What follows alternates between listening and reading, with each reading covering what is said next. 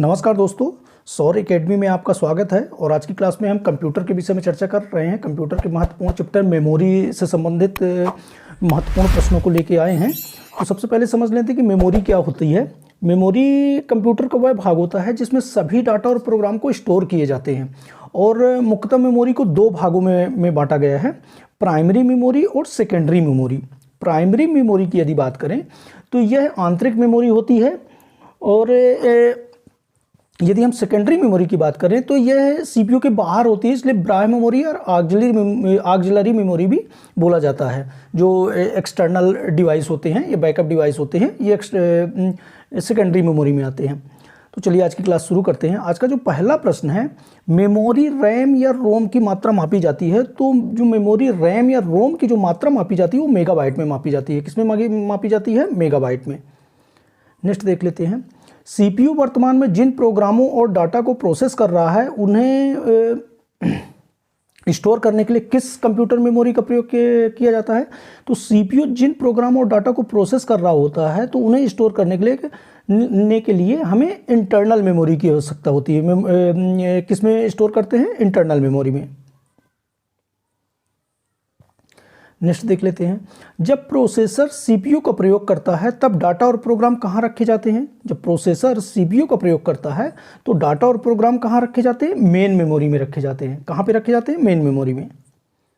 Next देख लेते हैं, कंप्यूटर की प्रमुख मेमोरी को कहा जाता है। तो कंप्यूटर के प्रमुख मेमोरी में जो आते हैं, प्राथमिक, आंतरिक और प्राइमरी, ये तीनों ही कंप्यूटर की प्रमुख मेमोरी कहा जाता है। इसलिए इसका जो राइट आंसर हो जाएगा ये सभी हो जाएगा। नेक्स्ट देख लेते हैं, रैम का पूर्ण रूप क्या है? रैम का जो पूर्ण रूप है रैंडम एक्सेस मेमोरी।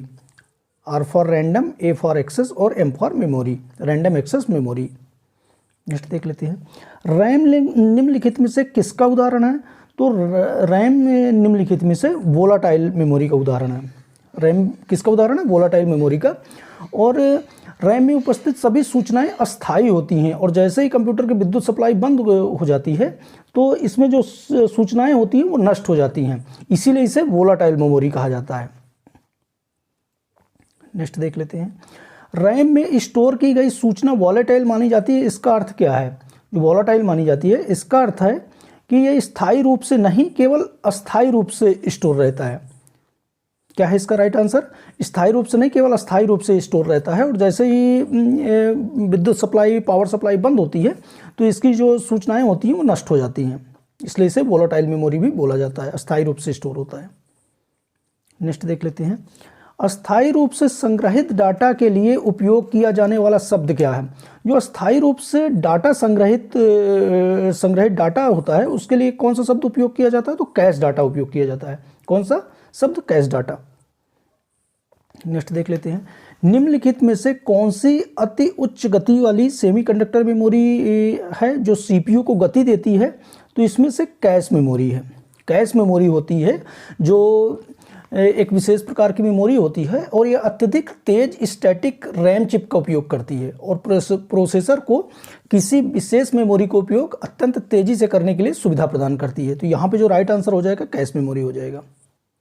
नेक्स्ट देख लेते हैं, फ्लैश मेमोरी कार्ड्स को समझा जाता है। इसका अर्थ है कि जब आप प्लेयर को बंद कर दें तो आपका डाटा खत्म नहीं होगा।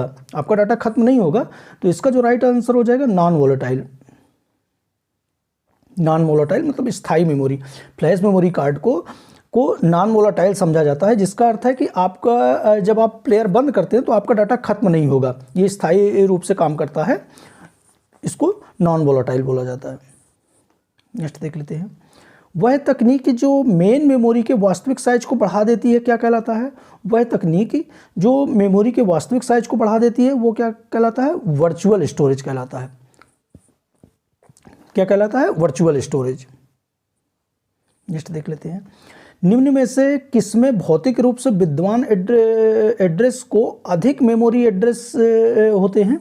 भौतिक रूप से विद्यमान एड्रेस से अधिक मेमोरी एड्रेस होते हैं, तो ये होते हैं वर्चुअल मेमोरी में। किसमें होते हैं? वर्चुअल मेमोरी में। नेक्स्ट देख लेते हैं, निम्नलिखित में से कौन सा कथन सेकेंडरी मेमोरी के बारे में सत्य है? सेकेंडरी मेमोरी के बारे में कौन सा कथन सत्य है? तो सेकेंडरी मेमोरी में क्या होता है कि विद्युत की आवश्यकता नहीं होती, सतत विद्युत की आवश्यकता नहीं होती, ये इसका राइट आंसर हो जाएगा।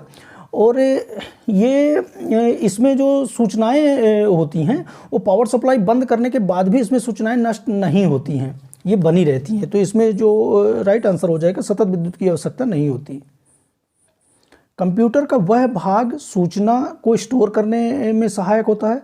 तो कंप्यूटर का कौन सा भाग है जो सूचना को स्टोर करने में सहायक होता है? तो डिस्क ड्राइव। मॉनिटर से हम मॉनिटरिंग करते हैं, कीबोर्ड से टाइप राइटिंग, प्रिंटर से प्रिंट आउट निकालते हैं। डिस्क ड्राइव जो है वो सूचना को स्टोर करने में सहायक होता है।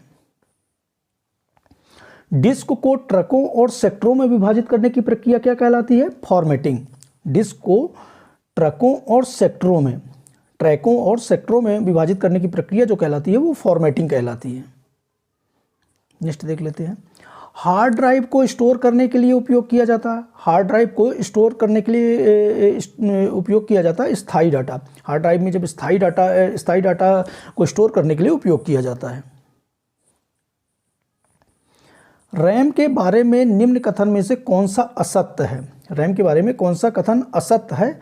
तो यहाँ पे यदि हम देखें तो रैम एक स्थायी संग्रहण क्षेत्र है। बिल्कुल सही है, रैम जो है अस्थायी संग्रहण क्षेत्र है। रैम एक वोलाटाइल मेमोरी, अस्थायी होने के कारण वोलाटाइल मेमोरी बोला जाता है। और रैम एक प्राथमिक मेमोरी, ये तीनों ही सही हैं इसके विषय में। रैम हार्ड डिस्क स्टोरेज के समान कार्य नहीं करता है।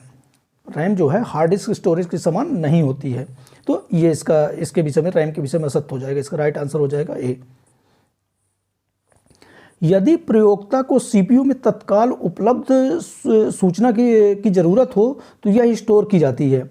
यदि प्रयोक्ता को सीपीयू में तत्काल उपलब्ध सूचना की जरूरत हो तो किस में स्टोर की जाती है? वो रैम में स्टोर की जाती है, प्राइमरी मेमोरी में स्टोर की जाती है रैम। नेक्स्ट देख लेते हैं। कंप्यूटर की मेमोरी जहां सूचना स्थायी रूप से संग्रहित होती है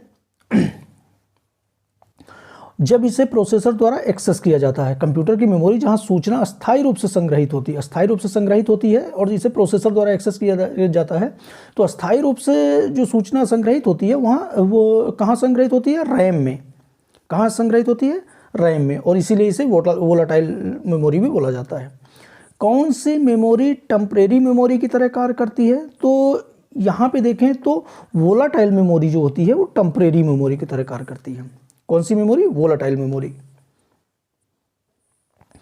डीआरएम का लाभ क्या है? डीआरएम क्या होता है ये जो रैम होता है ये दो टाइप का होता है। इसके दो प्रकार हैं, डीआरएम और एसआरएम। डीआरएम होता है डायनेमिक रैम कहलाता है, एसआरएम स्टैटिक रैम कहलाता है। तो यहाँ पे पूछा है कि डीआरएम का लाभ क्या है? तो डीआरएम का सबसे बड़ा लाभ होता है कि यह एसआरएम से सस्ता होता है। एसआरएम काफ़ी महंगा होता है और डीआरएम सस्ता होता है। तो इसका जो लाभ है वह एसआरएम से सस्ता है। नेक्स्ट देख लेते हैं। निम्न में से कौन सी मेमोरी चिप की गति अत्यधिक तेज होती है? तो इनमें से जो मेमोरी चिप की जो गति होती है वो एसआरएम की अत्यधिक तेज होती है। एसआरएम की अत्यधिक तेज होती है और ये स्टैटिक रैम होता है। और यदि हम स्टैटिक रैम की बात करें तो ये कैश मेमोरी की तरह भी इसका उपयोग किया जाता है। इसकी गति तेज होने के कारण ये कैश मेमोरी की तरह भी उपयोग किया जाता है इसका, ये भी याद रखिएगा। कंप्यूटर में स्थित स्थायी मेमोरी को निम्न में से क्या कहा जाता है? तो कंप्यूटर में स्थित जो स्थायी मेमोरी है उसको रोम बोला जाता है। प्राइमरी मेमोरी दो भागों में बांटा गया है, रैंडम एक्सेस मेमोरी रैम और रोम। तो जो स्थायी मेमोरी है वो क्या होती है? रोम होती है और अस्थायी मेमोरी रैम होती है। रीड ओनली मेमोरी में कौन सी विशेषता उसे उपयोगी बनाती है? यदि रीड ओनली मेमोरी की बात करें तो इसमें कौन सी विशेषता है उसे उपयोगी बनाती है? तो इसमें जो रोम होता है वो डाटा को खतरा नहीं होता, बिजली ना होने पर भी उसमें बना रहता है। ये स्थायी मेमोरी होती है और पावर सप्लाई बंद करने के बाद भी जो डाटा होता है तो इसमें बना रहता है। तो इसकी सबसे बड़ी विशेषता यही है रोम की। रोम में उपस्थित स्थायी प्रोग्रामों को बाईओस कहा जाता है, ये भी याद रखिएगा। बाईओस, बेसिक इनपुट आउटपुट सिस्टम। जब आप पहले एक कंप्यूटर को ऑन करते हैं तब सीपीयू में संग्रहित निर्देशों को प्रयोग में लाने के लिए पहले से तैयार रहता है। तो पहले से तैयार क्या रहता है? रोम रहता है। कौन सा क्या रहता है? रोम। जब कंप्यूटर को हम ऑन करते हैं तो सीपीयू में संग्रहित निर्देशों को प्रयोग में लाने के लिए पहले से तैयार रहता है रोम। पीआरओएम का पूरा नाम क्या है? यहाँ पे हम रोम को समझ लेते हैं। रोम के 3 भाग होते हैं। पीआरओएम 3 प्रकार के होते हैं रोम के, ईपीआरओएम और ईईआरओएम, ईईपीआरओएम। ये रोम 3 प्रकार के होते हैं, ईआरओएम, ईपीआरओएम और ईईपीआरओएम। तो यहाँ पे जो पूछा गया है कि ईपीआरओएम का फुल फॉर्म क्या है, तो पीआरओएम का फुल फॉर्म है प्रोग्रामेबल रीड ओनली मेमोरी। पीआरओएम का फुल फॉर्म क्या है? Programmable read only memory. Next देख लेते हैं। सूचना और संचार तकनीकी के क्षेत्र में ईईपीआरओएम का पूरा नाम क्या है? तो सूचना और संचार तकनीकी के क्षेत्र में ईईपीआरओएम का पूरा नाम है electrically erasable programmable read only memory. इसका जो राइट आंसर हो जाएगा, फर्स्ट हो जाएगा, electrical erasable programmable read only memory. और ये रोम का एक प्रकार होता है। नेक्स्ट देख लेते हैं। जब इसमें बिजली बंद हो जाती है तो मेमोरी के कंटेंट्स जो होते हैं वो नष्ट नहीं होते। तो यदि हम देखें तो रोम से भी नष्ट नहीं होते, ईपीआरओएम से भी, ईईआरओएम। तो इसका जो राइट आंसर हो जाएगा डी हो जाएगा। और ये रोम के 3 भाग होते हैं। और बिजली पावर सप्लाई यदि कट भी हो जाती है तो इसके जो कंटेंट्स होते हैं वो गुम नहीं होते हैं, नष्ट नहीं होते हैं। नेक्स्ट देख लेते हैं।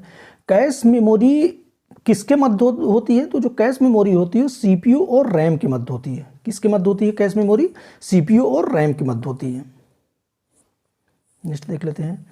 एक छोटे आकार के वोलाटाइल मेमोरी है जो प्रोसेसर के लिए उच्च गति का डाटा एक्सेस करती है। निम्नलिखित में से कौन सा एक बार इस्तेमाल किया जाने वाला डाटा रखने में उपयोग की गई मेमोरी का एक प्रकार है?